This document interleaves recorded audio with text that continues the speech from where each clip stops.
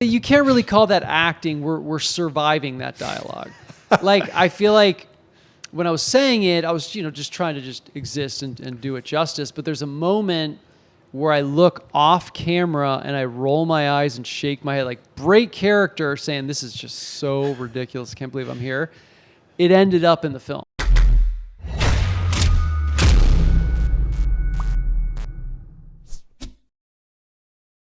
Oh, hi, Greg. Oh, hi, Chris. This is so great. Thank you so much for coming to my place. I'm glad to be here. I have had years and years and years to think of all the questions to ask you about The Room because, in all honesty, I've probably seen The Room more than any other film ever. Really? How many times are you at? I think I'm about 15. Okay. I'm at like 5. No, what do you mean? I've seen it with like a crowd mostly 5 times. I've never watched it more than that. So when you go and do an appearance, you just kind of I'm like in the bar. I'm having dinner. I'm having drinks. I'm like walking around town, and then I have it timed. I show up just as Johnny's tearing apart the bedroom. So you can do the Q&A afterwards. So I can do the Q&A, and I can listen in on a little bit at the end. But yeah, dude, I got the routine down. I'm not there for like a frame of the movie. Is it that you don't want to see this film, or is it that you don't watch any of the stuff you're in? I usually tap out around 10 times seeing it with the crowd, and then I figure out there's something else to do, socialize, catch up with friends. But The Room was really unique because I saw it at the premiere. So I had all the behind-the-scenes footage in the rough cut. Wow. Right when we finished filming. I took it to my family. They're like, what have you been up to for this past few months? You've been really quiet. I was like, sit down, let me show you. So we put in the dailies, and there's me in the car on the phone. My brother's trying to be like supportive. He's like, oh shit, looks like a real movie. Yeah.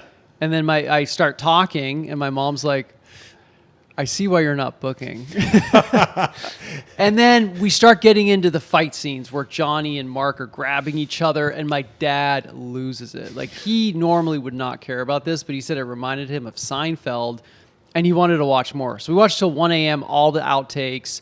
They loved it. They thought it was insane. So that was fun, and I knew what it was. Now, when it came time for the premiere, Tommy had filled the theater with like 300 people expecting the next Streetcar Named Desire. And that was here in LA. That was it was on Fairfax, Beverly, Okay. which is now like a homeless shelter. But at the time, there was a spotlight out front. All these people thought they were getting a good film. So I walk in there, and then the logos come on, and people are laughing. Oh. And I was like, oh no, now it's real. Now I can't like just turn it off and escape. And so the sex scene comes on, and then people are like, you start to hear laughs, you start to hear groans, and I'm like, I think I'm going to peace out and hang out in the lobby. So I walked out and went into the lobby, and people started coming out a few minutes later, just shaking their heads, and this one guy looked at his friend, and he's like, dude, I'll never get hard again. That should be on the movie poster. So at that point, I peeked back in, and there's so much laughter. I mean, even at the premiere, the crowd was eating it up. Like, there's something about that movie that just takes you in, and every moment gets a reaction. And after 20 years, how many movies can you say that about? Yeah. The first time I saw it was in 2009. I saw it in Toronto, which is my hometown. And my buddy's trying to describe this to me. He's like, it's so bad, it's good. It's so bad, it's going to be enjoyable. And I'm like, I don't know, man. Like, what are we doing here? And it's kind of like your experience where people are laughing at this, what you were just describing there. They're laughing at it, and then like halfway through the movie, you start laughing with it. And you're like experiencing the movie like as a whole, basically. Everybody in the theater is like having the best time, it feels like. It wins you over. Yes. At one point, you're just like, dude, I'm all in. You're either Team Johnny or Team Mark. I feel like you start to get blown away by how insane it is. Like when Johnny does the tape recorder and he's hiding at the staircase, and you're just like, he's in his own house, but he's creeping around like he's never been there before.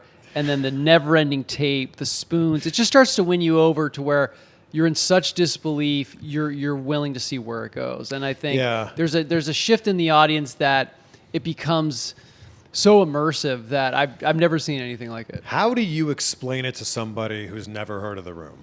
Well, now I have the good fortune of saying, watch The Disaster. Which is great, yeah. It's like, it's just an award-winning film that'll it'll give you a warm-up. You don't need to maybe watch The Room after that. If they really love it and they want to find it, I'm like, that's on you guys. Yeah. But I did my part, by contributing to getting The Disaster Artist made. But I think, if you get the Disaster Artist, I think people seek out The Room. Like I noticed after the Disaster Artist came out, so many people were hungry just to find The Room, and you can't get it anywhere. Right, but you can't watch The Room like on your couch, in front of your TV. No. It's not the same. And I've tried doing that. In fact, one Christmas, I gave all of my friends the DVD of The Room as like a nice gift. And then we never watched it because it's not the same to watch it at home. I was also surprised that people would watch The Disaster Artist and had never seen The Room before. I think that was really the goal. I mean, when I wrote the book, it was like, we worked with Simon & Schuster, and the goal was for someone to read this story who has never heard of The Room, doesn't like bad movies, doesn't really care about bad movies. And so it was more of a nonfiction novel that we were going for, and therefore much more of a character story. So, of course, the first scene in the book is Tommy pulling up to the valet of an incredible restaurant and him unwilling to let the valet park his car because he's scared they're going to fart in his seat. So right there you go. This is a character I want to see how he operates in life. Yeah, and I feel like you got closer to Tommy than anybody else because he's such an enigma. We don't know where he's from. We don't know how old he is. We don't know where he got his money from. And you kind of scratch the surface of that in The Disaster Artist. Yeah, he's such a unique mystery, and I love, In Cold Blood is probably my favorite book, Zodiac. I've always been into solving riddles and mysteries, and he's somebody you can't solve. The more answers I get, the more questions it creates. And then I came to a point where I love the mystery. I don't really need to know more. Yeah. When somebody, they ask me, where's he from? Where did he get his money? I'm like, hey, you know what? I think it was retail or real estate. And they're like, but how did that happen? I'm like, I don't know. It's probably better just to not know. Yeah, I both read The Disaster Artist and I also listened to the audiobook. And the audiobook's like 1,000 times better because you're telling us the story and your Tommy Wiseau impression is so good. I'm sure people tell you that all the time, but it's so good. Well, I mean, I grew up speaking French. It was my first language. And then my mom's from France, so I traveled to Europe a lot. And then I meet Tommy, who had such a peculiar accent, peculiar way of speaking and acting that I was just like, it was just pure comedy. I mean, nobody in the class really got him at that point. I was all in. I was like the first fan. And then we would talk on the phone for hours when I first moved to LA because I was auditioning for stuff. He was in San Francisco. We both were, in different phases of our lives, but we'd talk on the phone for hours and I'd soak in all his expressions. He'd say, I just love the way he'd say, no Mickey Mouse stuff. May I stop you right now? Like, it was just these really funny little phrases he would use. And then I'd start quoting them back to him. Yeah. And he'd say, change the disc. My God, so boring. It was just, it was pure entertainment. We'd walk around Sunset Boulevard and he'd tell me, tell me to stand up straight. What's wrong with you? I shouldn't be slouching. You should be telling me this. And then he'd have this fit of rage and throw his keys on the ground and then just start laughing. And I was like, if you have the right sense of humor, he's just such a lovable oddball that it's so much fun. But when you meet him for the first time, you must be like, what is up with this guy?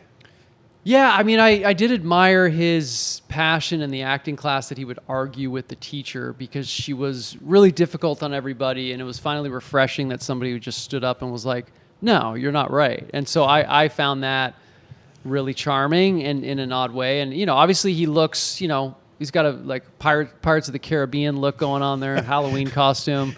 And I just thought I was drawn in. If you like, if you like weird stuff, and you're open to cool experiences, he was a gold mine. I feel like in Hollywood, he would have kind of like been relatively speaking normal, but you met him in San Francisco. Yeah, I met him in San Francisco. You're right, because you come down here, people are like, oh, that's a cool look. That's you fit in because you don't fit in. Yeah, are you modeling for like Fangoria magazine? And so it was bizarre because we struck up this friendship. And again, I was just intrigued. I didn't care so much about acting. I was just intrigued to get to know him. And then we had this like bromance for like 10 days. We road tripped everywhere. I would drive his fancy car. He would sleep 90% of the time. And we go to all these cool places. And then he's like, look, class is over. So what do? You want to be an actor? You don't want to be an actor. And I was like, yeah, I want to move to LA, but it's not easy. It's like you come down here. It's a new place. Where are you going to live? He's like, I have an apartment in Los Angeles, empty. You can rent. You charge you $200, and I'm like, it almost was like, I had gone out for this part in San Francisco that I didn't get, that I thought was like gonna be the break. It was this movie with Clea Duvall. I was gonna play the love interest. didn't get it. I was ready to give up. And then I meet Tommy, and he was almost like the key to go to LA. Because he's like, now I got this apartment. It's yours if you want it. Yeah. And so I was like, yeah, I mean, I'll at least check it out. And he's like, no, I don't force you. It's okay. And so my mom flipped out because she's like, you're going to go to LA, which she didn't want me to do. And then she's like, you're going to go to LA with this guy. And so she meets him, and he's like, "Hi, how are you doing?" And then she's like, "Oh, how old are you?" First thing, my mom's like straight to the point. He's like, "Oh, I got engaged, 28." And then she's like, "I'm, looking at your eyes, they're all red. You didn't sleep. What did you do all night?" Yeah. "Oh, work." And then my mom's like, "Okay, you're gonna go for 1 or 2 days, no sex." And then he's like, I thought he'd be like, "Oh yeah, no worries." And I'm sitting there, and he goes, "Well, we all do." I was like, oh, great, this is going to be great. So we get down to the apartment, and it's nice. I mean, we come in, there's no furniture. There's like a couple business cards pinned up against the wall. And what part of town is this? This is like West Hollywood. It's a wow. great area. Yeah. I mean, it was like, right off Sunset Boulevard, there's a pool, and there's one bed, So, I slept on the floor, and then he takes a shower. He's singing Aladdin, A Whole New World, and I'm like, I could make this work. And then he's like, somebody's chicken. I was like, it's cool, man. We'll edit that out, and then I will just like live here. And then I ended up 18 days later, came back, moved in, and I swear I plugged in my fax recorder machine thing because that's what we had back in the late 90s. Yeah. 4 minutes later, I get a call from a great agent that I'd sent my headshots to. It was almost like boom. It was like things started happening that I didn't think were possible. And it was really all thanks to that chance Tommy gave me. Meeting Tommy is probably like the turning point for your acting career, for better or for worse. Yeah. I mean, 20 years later, you can go, it was great. At the time. Yeah. At the time, you don't know. I mean, we're coming down here. You want to be in Dawson's Creek. You want to be in all the shows that everybody's talking about.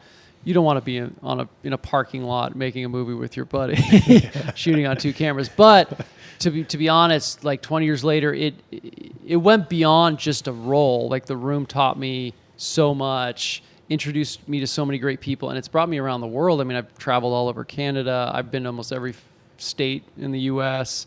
All that would have never happened. So, and it's a movie that people genuinely, they love. So It was a really hard road, and you had to have a lot of patience. But in the end, I think a lot of things were meant to be, for sure. So at what point did you start to lean into it? Because not all of the actors that were part of it want to embrace what it became.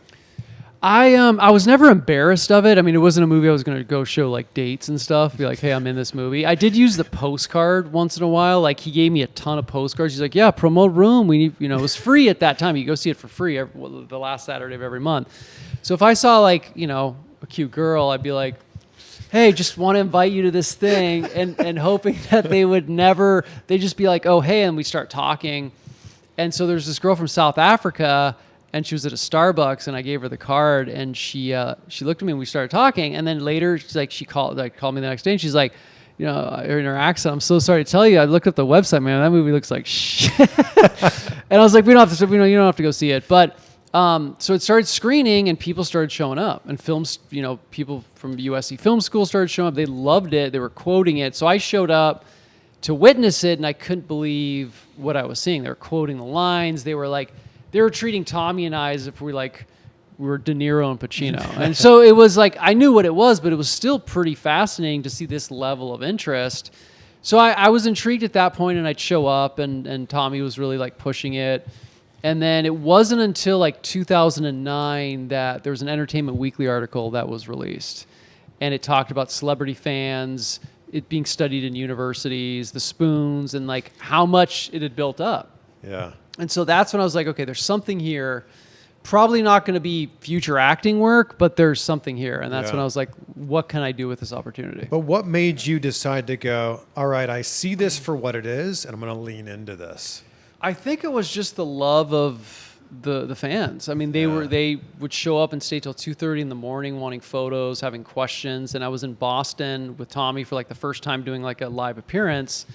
And that's where I got the idea to do the book. Because I was like, if you guys love this movie so much, wait till you know the story behind it. Yeah. I mean, they're like, oh, did you audition for this? I was like, no, dude, I knew Tommy 4 years before we ever made it. We were roommates. And they're like, wait, what? And then I was like, okay, that's all I'm saying. And then I figured not only is it the story behind the making of a bad movie, but it's a super great look at underdog success stories. I mean, Tommy and I were opposites in every conceivable way, and we connected because we both wanted to make movies. And 23 years later, we're still in each other's lives. So there's a lot of things people can relate to, starting out. Do you guys still keep in touch a lot? Yeah, I mean, we haven't tossed the football together in a while, but he. I have a football right here. I know, that's a good one. Is that a pro one? I don't know. It's a good size. We're about the right distance away, right? Yeah. Yeah. Good size. Yeah, that's the normal. Yeah, no, he's still, you get the text, the selfies. He's very much still Tommy. And he lives in L.A.? Yeah, somewhere like L.A., San Francisco. Oh, wow. Yeah. The thing I was so impressed by with The Disaster Artist is you had this incredible recollection of everything that happened.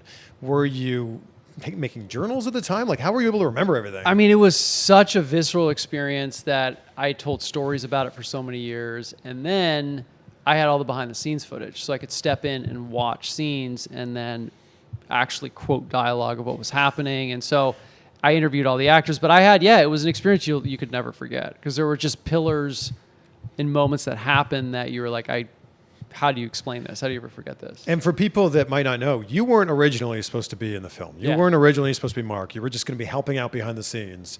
And then you basically got talked into doing it, kind of. Yeah, I'd read the script and I was like, this is beautiful. I will help you make it, but I probably won't be in this.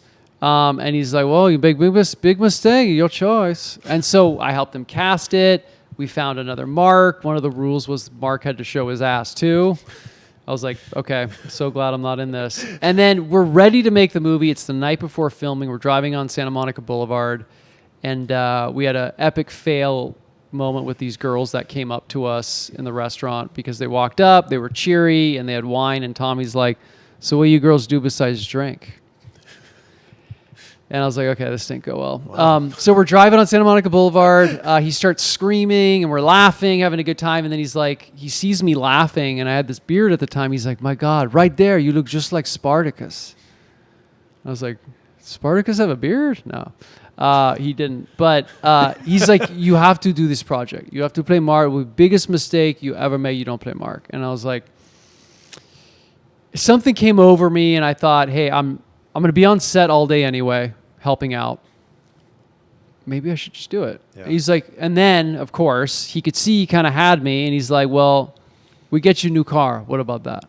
And I'm like, shit, he's got me. Yeah. So, but it was that feeling I got, like, I should do it. And I don't know if it was a combination of feeling free, having the beard and thinking it was cool or whatever. And so I told him, like, reluctantly, sure, but the big problem was somebody was already cast. So we're showing up the first day of filming, and they're like, Mark's, Greg's going to do scenes as Mark. And everyone's like, okay, sure. And so the other Mark and I were both doing the same scenes while he's filming the other Mark on digital and me on film. And it lasted about an afternoon before everybody found out. So the first day was everything you'd expect. Man. And Lisa wasn't originally like the Lisa that was in the film? No, she was Michelle. So Juliet was playing Michelle. Mm-hmm. And so she came in one day and she's like, I'd like to start auditioning for Lisa. And Tommy's like, my God, she's like exactly like Lisa. She's vicious. And I think this is so good. It's like he's here. She was the reason the movie got made, because nobody wanted to play Lisa. Nobody's willing to do the nudity. No one was willing to make out with Tommy. Wow. She was the only one to go for it. Do you still keep in touch with her at all? Yeah, she's in Texas now. Super nice, Everybody in the cast was really cool. Who is the person that when you go to these Q&As or just when you interact with fans, who do they think had the best performance in the film? I mean, I guess you would say it's Chris R. He's just yelling, "Where's my money?" Where's my money, Daddy? What's the R stand for? But we don't know. He's gangster. That's bottom line. You know what? The thing with The Room is you can't really ever talk about acting because you're saying stuff you would normally never say. Yeah. So when we're on that rooftop scene, Tommy and I, and I'm like, you think girls cheat like guys do? And we're saying all that. What they're makes like, you say that? Yeah. And then I'm like, people are very strange these days.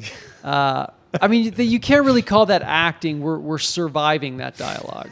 Like, I feel like when I was saying it, I was, just trying to just exist and do it justice. But there's a moment where I look off camera and I roll my eyes and shake my head, like break character, saying, this is just so ridiculous. I can't believe I'm here. It ended up in the film. Like it's at 1:38 in that scene, you can see me roll my eyes and just go like, unbelievable. And they kept it in. That scene is so long too, because after you leave, then Denny comes in, and then it's the whole, she loves you. A lot of people love each other. Yeah, it's a vignette, really. It's a short film on like friendship and mentoring. Lisa loves you. And then he's like, I'm in love with your wife, and he's like, go on.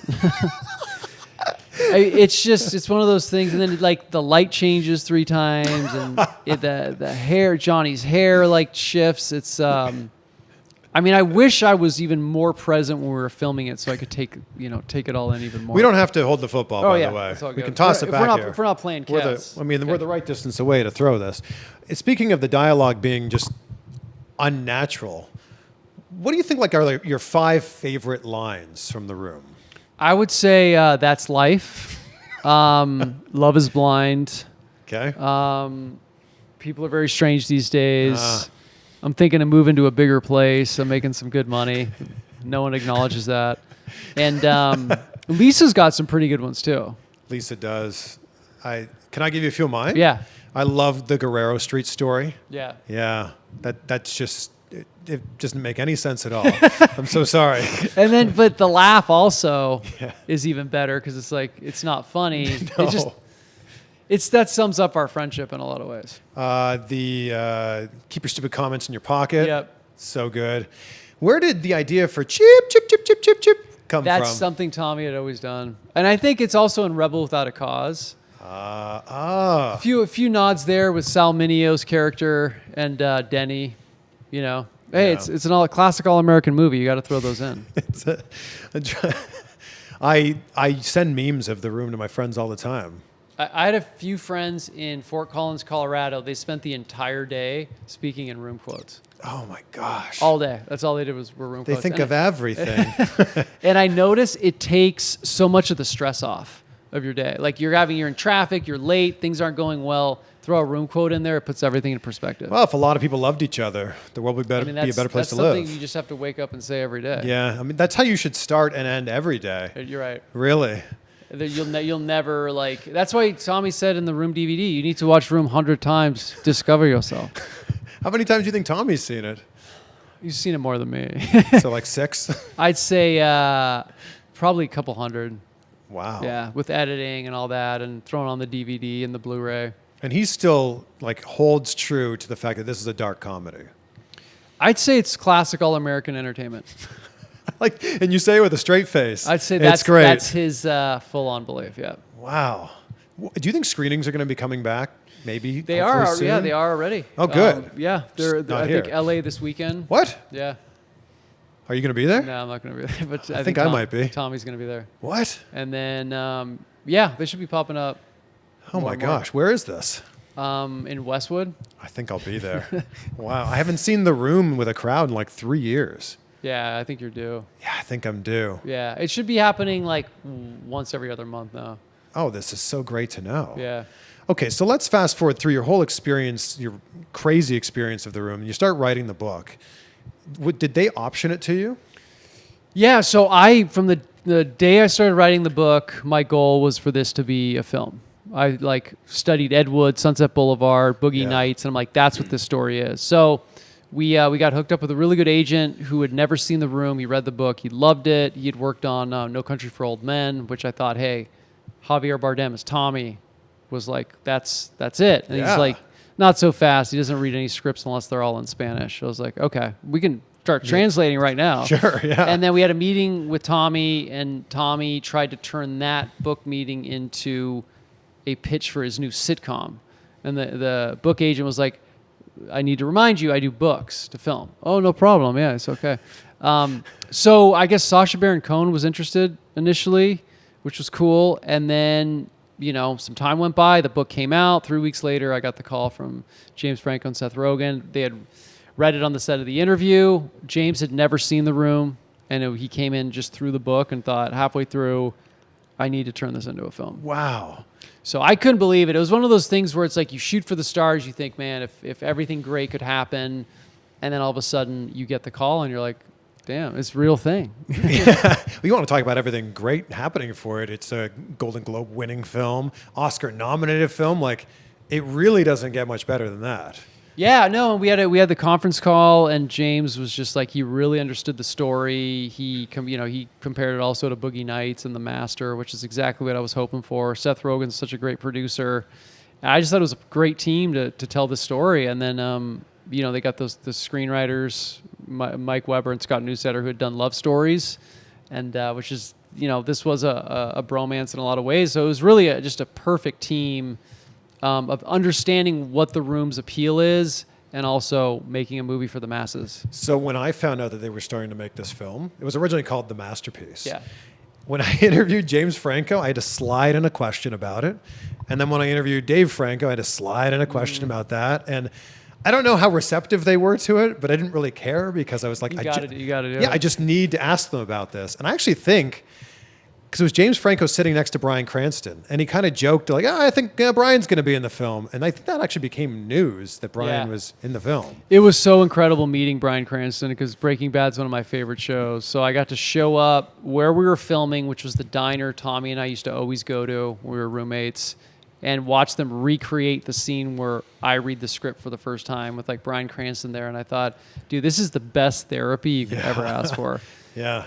And we started talking about Breaking Bad, and I also met Bob Odenkirk, who plays the acting teacher, and it was just, it was just incredible to see all these actors be a part of this. So being on that set, how much did it help you as an actor? I mean, it kind of taught me everything because they were all working so hard, but they were having so much fun. And I thought, this is the way it should be. This is what I want to start doing. And that's when, a few months later, I got the motivation to write a script and put a movie together, and that's when we made those Best Friends movies. Right. I thought, hey, people are going to see The Disaster Artist, so they're going to want to know what happened to you guys. Yeah. Got to show them more than the real. Yeah. So I wrote this script, and I pitched it to Tommy. Plays a vampire mortician. It's a great role for him. And he said to me, he's like, we can try, but, we should be same height in the movie. I was like, you and I the same height? He's like, yeah, people will be shocked. I was like, let's do it. I don't know how, but let's do it. Yeah. And so we got these platform heels made.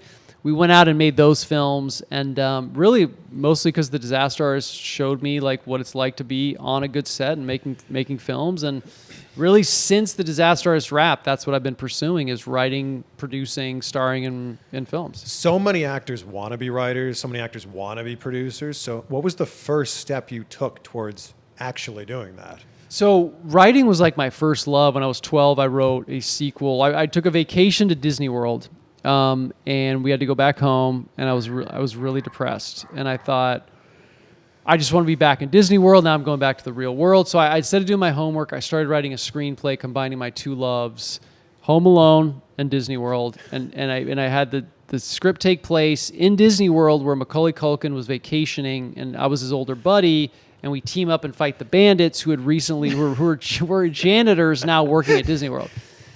And I went all out. I was like, this is happening. I tracked down 20th Century Fox. They're like, you need to send this to John Hughes. I tracked down John Hughes in Lake Forest, Illinois, sent him the script, did like the whole cover, Home Alone, the soundtrack. And in my cover letter, I said, Home Alone and Disney, this is great cross promotion. Because Disney can promote Home Alone and vice versa. Right. And now here we are. They ripped off my idea 20, all these years later. Because now Disney's doing the new Home Alone movie. You're not getting any credit for it. I know. Well, that's Jeez. why. But then I got a note back from John Hughes, and he said, like, this was really impressive. Believe in yourself. Keep going. So from that point on, I knew I wanted to, make movies, and then I switched into acting and all that. But I finally got a chance to go back to writing, and The Disaster Artist kind of was a great lesson with that. And then I started writing the Best Friend scripts, and I started saying, I'm going to take matters into my own hands now and start telling stories. When you first started meeting with Dave Franco and he was going to play you in The Disaster Artist, where did that start? I imagine it's like a clump of clay that's unmolded, and he's trying to get some of your mannerisms down, some of just the way you talk, all of that down. Where does that start? So we actually not too far from here. We had sushi for like 4 hours and just talked about everything. And we had a lot in common, both from the Bay Area, both love basketball, both tried to get into acting, making not so great films and believing in them. And so his big question was, did you ever think anything could come of The Room? And I was like, no, but if you need to use that motivation, go for it. Because he was trying to understand why Greg is there. It's like, if don't believe in this movie, why are you doing it? And that's totally understandable now. Like I did a movie called Retro Puppet Master. That was before The Room. Yeah, that I believed in. I thought, this is my audition for Anakin Skywalker. I mean, just young, delusional, and I thought, I was given a great performance. I was like, hey, I'll hold off on the Oscar praise until I get back in LA. So I do understand that feeling of like, you think you're nailing it, and it's just, you're young, you're trying. So with The Room, I knew what it was, so it was kind of a different feel. But I told Dave, like, if you need that motivation for Greg to really believe in this, then go ahead and use it. Yeah. What did you audition for that maybe you didn't get, but if you did get that, it would have completely changed your life? I mean, I auditioned for all those shows like Dawson's Creek and Seventh Heaven, and there's one script I read, never got made. I read it in '99. It was called Crescendo, and it was the husband of the casting director who did like all of James Cameron's movies, like Titanic, and the script was incredible. It was like sort of a small town love story. They go see Rebel Without a Cause, just like Disaster Artist. And it was just this really heartwarming, unique script. And I'm not even like a huge music player guy, but it was about music, and it was just an incredible script. And it never got made, but that was one I never really forgot. But you auditioned for it? I auditioned for it, and like by that point, I had been auditioning for so many things. You kind of start phoning them in. You don't really, you just pay, go through the sides and try to like look up and look down, you know. Yeah. But that one, I spent the whole weekend studying and really went for it, and it just, it never got made. That is one of the toughest things about being in LA is you get a lot of auditions, but it's kind of like taking spaghetti and throwing it at the wall. Something you feel like it might be perfect for you, they don't even care when you walk in the room. I feel like that's one of the hardest things with being an actor is it's super hard to get an agent.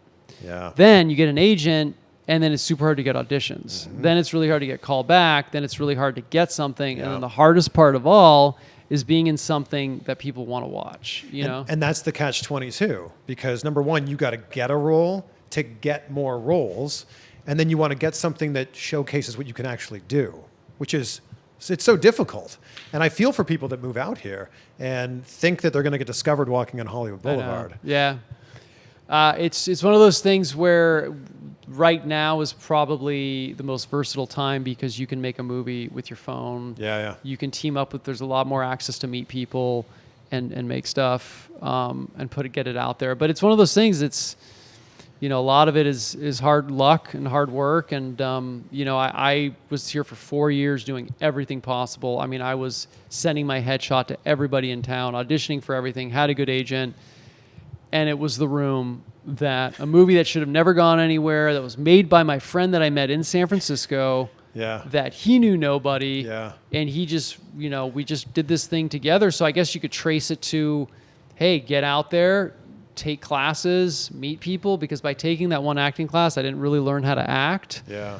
But I met somebody who, we both changed each other's lives. And you meet somebody in those acting classes that maybe they're filming something, or maybe they know somebody that's filming something.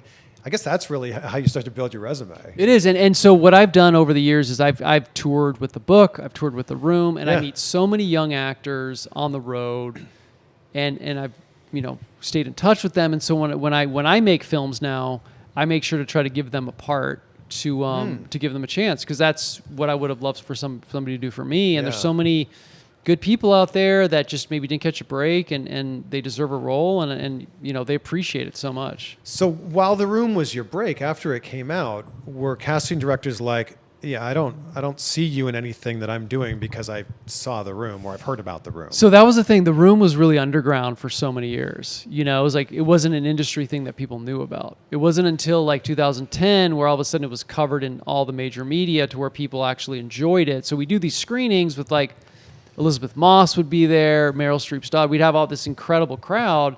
And then at that point, a lot of the in-crowd really loved it.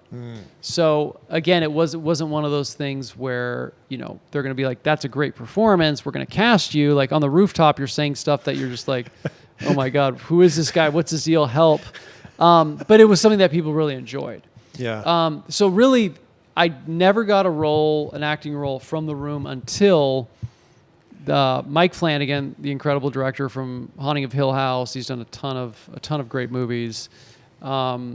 He read the book and he was a fan of The Room, and he gave me a cameo in The Haunting of Bly Manor last year, which is on Netflix. That's incredible. Yeah, which was cool, and it was like, I can't believe I'm here. Yeah, you're gonna get residual checks from that forever. Yeah, no, and he had wanted to adapt The Disaster Artist, and we got a chance to talk about that. And he's done Oculus, Gerald's Game. Midnight Mass is coming out next week, or this week. So that was, again, it was one of those things, you know, The Room is something that's original and reach people. And I think if you're patient enough, you can get there. You can find your own path if you work hard enough. So it never hurt you. I mean, it would have hurt me if I'd been in, you know, all I had done at that point was Days of Our Lives and Retro Puppet Master. So I think those are two good credits, though. Yeah, I think The Room was its own unique thing that it would help you if you used it properly. So I think I utilized it in a way that was sincere, and I took something that was considered what was, you know, so bad and really tried to make something respectable out of it. Are you still making money from The Room? You know, we're happy where we are. No, I mean, The Room has been something that's, you know, at this point, 20 years later, and in the current market we're in, the place we're at, it's been a huge blessing because I can make new films, and I'm very fortunate to have people that want to see what I come out with next. Is it going to be as insane in The Room? Is it going to be as good as The Room, as bad as The Room, whatever? Yeah. You have people that care about what you do, and that's a huge step. Well, the thing is, when Tommy makes a film now, people expect it to be in that same genre. When you make a film now, I think people go, oh, like Greg's actually talented at acting and writing and producing and now directing. So I feel like the bar is maybe raised a lot more than it is for Tommy. Yeah, I mean, I'm a huge lover of horror films, genre films, and so anything I put out, you know, you kind of owe it to your audience to give them something that you really put your heart and soul into. Yeah. And whatever that turns out to be, you know, we don't have control over that, but whatever I do, I really want to give them something unique to dive into, because The Room is something you could never match. It was light, if you want to call it lightning in a bottle, whatever it is. But you need to continue to give that to your crowd, that kind of passion. Yeah. Or they're just going to go and watch The Room. Right. Yeah. So tell us about this film. I guess it's not out yet, but it'll start to be in a bunch of festivals. Yeah. So right before the pandemic, I decided we had made Best Friends Volume 1, Volume 2. Lionsgate released them worldwide, which was awesome. And I decided I wanted to do something totally different. And I was like, horror is my favorite genre. I've always loved, you know, Nightmare on Elm Street was the first movie that scared the hell out of me. I love The Hills Have Eyes. Love like stories about cults. Yeah. So I thought, I'm going to move to the middle of nowhere in Arizona, like on this ranch, live there, write the script there, study cults, and then film there.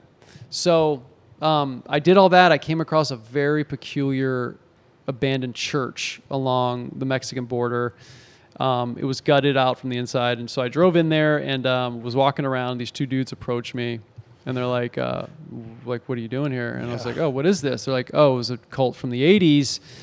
It's coming back stronger than ever. They tried to shut us down, and they never will. And so I started reading about that, got a lot of inspiration. The locations around that area were incredible. Southern Arizona has such inspiring shooting locations. So we went out, we made the film. We had a meeting right before where everyone's like, let's push this back to spring 2020 so we have more time. Yeah. It was like, you'll never be ready to make a film. Let's just go out and do it. And so we went out, we filmed. We got to film at Falling Water, Frank Lloyd Wright's house. We were the first movie to ever film there. Wow. Believe it or not, you'd think it'd be like Spielberg or Hitchcock. Yeah. Greg Sestero horror film, man. So we filmed and we got it done, and the pandemic happened, and we got to work on post and really sit with it and think about it. And we've done some test screenings, and people are really happy with it. So the teaser trailer is out now. right? No, nothing's out now. We're doing. I just saw it. I got a little sneak peek then. It was private just for Very Chris. good. Very good. So we're doing some festivals. We're doing Salem Horror Festival on October 1st. We're going to be doing, hasn't been announced yet, but we're going to be doing Fright Fest UK the end of October, and a few others. But I think you got to see horror in the theater. So that's my hope, as opposed to going straight to streaming. I think doing theatrical screenings. We're going to be doing some in October, like Charleston, South Carolina, Atlanta, and just getting people a chance to come out in October and have fun. And it's called Midnight Valley? Miracle Valley. Miracle Valley. I like Midnight. Damn it, that's a good title. Miracle Valley, much better. Okay. Oh, Midnight Mass is what you're thinking about. Yes. Okay. Miracle Valley, and I like the tagline you've come up with for this. Yeah. The Survivor of the Room. Yeah. I mean, that's really what it is. I mean, here we are 20 years later. If I think, again, the room puts you in a place, and it was up to you to figure out what to do with it. And I think I kind of survived it, and now we'll see if I survive Miracle Valley. The psychologist did not survive the room. No, he that fall, I think, hit him really hard, and he was done. So then we had Steven come in. Actually, Steven, I think, to me, he's the best character in the room because he saves it from making any sense at all. You have a scene that Peter's walking in. It's a moment that's going to make sense. Yep. It's going to piggyback to the rooftop where he said, "Do not talk to Lisa." He catches them. Yes. Boom. We have a moment. Instead, in walks a guy we've never seen before. We don't know his name. We don't know why he's mad. There's no explanation. And he's like, you're going to destroy Johnny. He's very, we're like, who? Like, well, we showed that in LA. People are like, who are you? And I love that. And the guy who played Steven, his name's Greg Ellery. He just was so sincere. And he really saved the room from being like, here, he brought it to another level. Is that character supposed to be the same character? It's the same character, yeah. But it turned into Steven. So what? I mean, that deadly football accident. Yeah. Yeah. So the actor who played Peter's name's Kyle Vogt. He came on early before I came along in the casting process. Tommy had gathered a few actors through these random auditions, and he was told it was going to take 2 weeks. Okay. So this was in July, and now we're in late October. So he's like, I've kind of given you all I can give you, and I haven't seen the script, so I'm done. Like, I don't know what else. And Tommy's like, well, you don't control a project. We replace you. Simple as is. So we cast Steven. That was it. Yeah. It's just so ridiculous. I mean, I was one of the people in the theater going, who are you? Oh, it's incredible, because then all of a sudden he's like there getting like into fights and yelling, and it's like Peter already kind of comes in late in the movie when they're like sitting there and he's like, you're a psychologist, you have advice. It's about halfway through. Yeah. So we're like, who's this guy now? And then he has that one scene on the rooftop, and then the party happens and Peter's not invited. Now in the original script, which is even better than the film, Peter has a much bigger role. Oh. Yeah. Which is what? He's in a lot. He has phone calls with Lisa. How long was this film going to be? No, this was actually shorter. It was going to be a stage play first. Oh, that's right. It was going to be a stage play. Claudette has a bigger part. There's no Denny. There's no Chris R. But once we went full Hollywood, you're bringing in Mike and Michelle, the chocolate sex scene. Oh, Me Underwears. We got too. Chris R. flashing the gun. It became a much bigger deal. Was Me Underwears always in it? No. Oh my gosh. No. I'm learning so much here. I'm telling you, though, the original script that he wrote when we were roommates is just out of this world. I mean, if you get a few of your friends to read the roles and you read it out loud, you got a couple beers, it's one of the most amazing things I've ever read. You guys should do like a table read of this. Yeah, I did it in Dallas with a few times, and Tommy's not as much into that. But the original script is just like the misspellings, it's incredible. Like, you could get the best screenwriters in the world to try to write these scenes, it wouldn't come close. Man. The exclamation points, the stage directions, it's so earnest, and it's just, I'm so happy I kept a copy of it because I was the only one who had it. Wow. It was because we were going to do it as a play, and then, it fell apart, it got torn apart, and then it changed, so.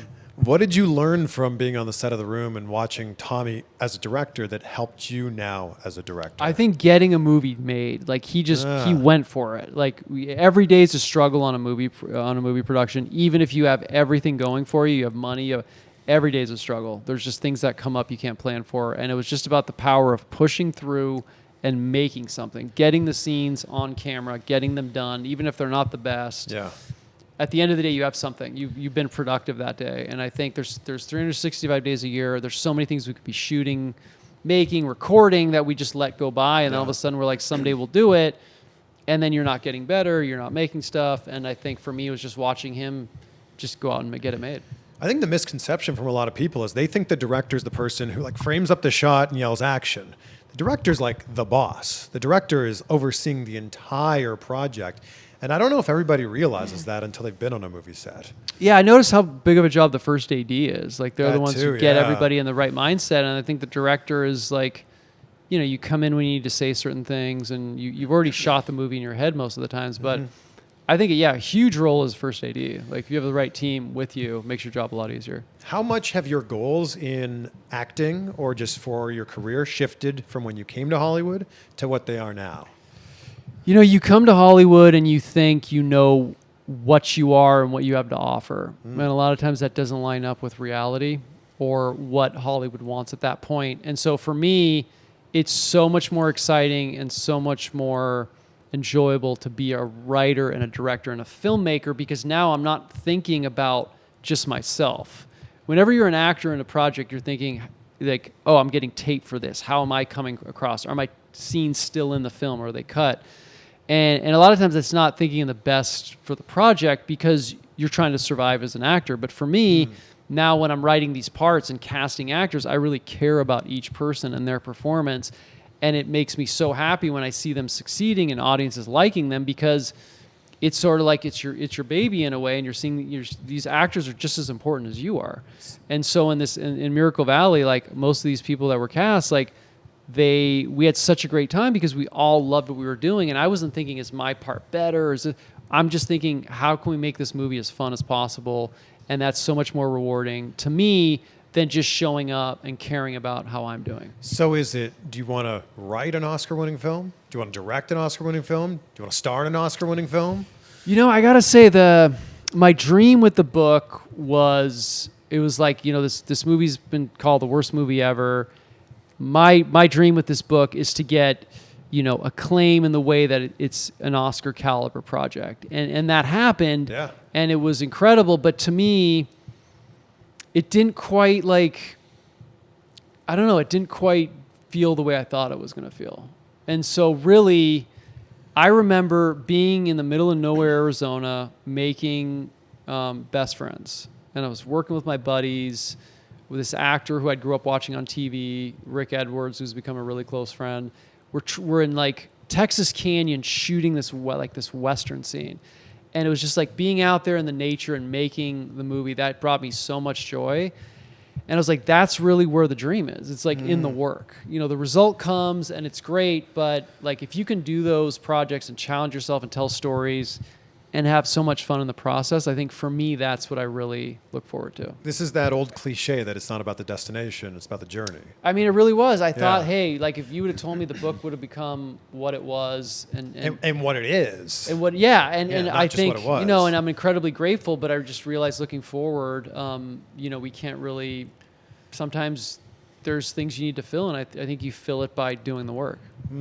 So what are you working on now? I am currently writing a UFO abduction movie that we're hoping to film in White Sands, New Mexico, and Iceland. When I was living in Arizona, I got really into the culture. I took a UFO night tour in Sedona, Arizona. We had the night vision goggles. I heard some of the craziest crap. Just diving into this culture is really crazy. I'm supposed to interview Travis Walton, the true guy from Fire in the Sky. It was one of my all-time favorite movies. Wow. And I'm just going to go full-on UFO cult. Yeah, I'm gonna dive into the UFO world. So that's the next project we're hoping to make. Did you see one? I don't. No comment. Oh no. I don't know. Yeah, you know what? Having studied both sides, I'll have something interesting to say with this film. But right now, the tentative title is Forbidden Sky. Oh my gosh. And this is going to be fictional? We don't know. We see. Oh, this is so great. Yeah. It is such an honor to sit down next to you, especially after watching The Room for the first time 12 years ago. And thank you for like indulging my ridiculous questions about this. I end every interview with the same question, so hopefully you'll indulge me with this. You got it. I start and end every day with gratitude, so I end every interview with it as well. So what are 3 things in your life that you're grateful for? It's funny. I've been doing the same thing recently. I would say 3 things I'm most grateful for are family, health, and I would say, I guess that falls under health, but I would say an open mind. Because with an open mind that I'm very grateful that I've been, blessed with, that's been cultivated, we're free to experience anything. And I think that's been a huge gift because it's taken me everywhere I've gone, and it continues to introduce me to people that I don't judge and I just accept and want to get to know. So those are probably 3 things that I'm very grateful for. That's what I've never heard that one before. And I've asked this question for a long time on the show. But I think it's so true because so often we meet somebody and we immediately make a decision about them in our mind, for better or for worse. And having an open mind about a person or a situation or an event or whatever it happens to be can really change your life. Yeah, no, I remember I started dating this girl years ago, and she wanted to do this really weird concert or something that she felt like she was going to be judged. And I just remember saying, like, if there's anything you ever want to do or try, I guess there's some limit, but I was like, I'm the person there to go with you, And so I think that was something that she always remembered, but I really meant it because that's the only way to, to dig deeper. And as a creative person, if we're not refilling our lives with interesting moments or visuals, then we don't have anything to say. Like, for example, the Disney World vacation. Yeah. If I don't go to Disney World, I don't fall in love with, that whole story that totally changed my life. Those feelings I had going to Disney World, and there's so many people that never get to, kids that never get a chance to experience that. Yeah. And then the other night, like I was in El Paso, Texas, and I'm on, my mom always tells me I'm nuts for going on night walks. I love to get out there and see things. And so I'm walking around random neighborhoods in El Paso, Texas, and I'm in this area probably I shouldn't have been. And I'm crossing the street and it's dark, and I see this like insane, I'm listening to like Imagine Dragons on my AirPod. I'm having a good vibe, and I see this shadow of a man in a white tank top, and it was like he's staring at me, and he's holding a leash with like a pit bull, and they're just like staring right at me, and I was like, I need to recreate that in some film because it was such a powerful visual. Yeah. It was almost like that movie Don't Breathe, where but that's, again, there's so many things I've seen over the years that I want to, they moved me so much, or they gave me a certain feeling that I want to put that on film and give back to people. So just getting out there and living is, we're talking about acting classes. Like, I'd go into acting class and I'd be so nervous to get up there and perform life when I should just be out there living it. And then once I'm so comfortable with myself and someone wants me to do a scene, I'm going to apply my life experience into that scene, and the audience will hopefully take something away from it. My favorite movie of all time is Back to the Future. Mine too. No way. Yeah, I've been saying that for years. Did we just become best friends? And the reason it's my favorite film, not only because I think it's a perfect film. That's nuts. I've been saying that for such years. A good movie. So I think it's the perfect film. The score is amazing. The characters are incredible. But at the heart of this film is a story about, if you weren't in that place at that time, then all of these other things don't happen. And that blows my mind. Every time I watch the film, I go, man, if George isn't there to meet, what ends up becoming his wife and Marty's mother, none of this happens. And I think about that all the time in my life. What if this light's green instead of red? Or what if your flight wasn't delayed, or whatever it happens to be? And I think about that all the time. So I have a great surprise for you. I lived in South Pasadena for years, which is where they shot Back to the Future. So you lived in Hill Valley? It's basically Hill Valley, but I walk by Doc Brown's house all the time, George McFly's house, where Marty got hit by the car. Great Scott. So you know what we got to do? One of these days when you're free, I'm going to take you and give you a Back to the Future tour and show you all the locations. Oh my God. You're gonna be able to walk right up to George McFly's house where they were doing the laundry, right the scene where he's doing the peeping Tom. Let's go right now. This is amazing. Wow. I'm gonna give you the Back to the Future tour of your dreams, man. Wow. I'm so excited. Lorraine might even be waiting for you. This has been so great. And again, a true honor and a true pleasure to have you in my house. So thank you so much. Thank you. Thanks for all the support, man. I saw those interviews and you were plugging the disaster artists in the room, and it's people like you that have kept this going. So I really appreciate it. Thank you. That's very kind of you to say. What's the best way that people can stay in touch with you? I try to do my best on social media. I'm at Greg Sestero on Twitter and Instagram and all that stuff. So I got to get better at it. You seem to be really good. I honestly just make it a point to do something on there every single day, and that's it. Just something on there. So good thinking. if you want, especially as your film's starting to ramp up, maybe that's a good thing for you. Yeah. Just lots of pictures of you and Tommy. I think that would do really well on Instagram. Of course. Playing football, I got plenty to throw back to. Here we go to end things. Thank you so much. Thank you.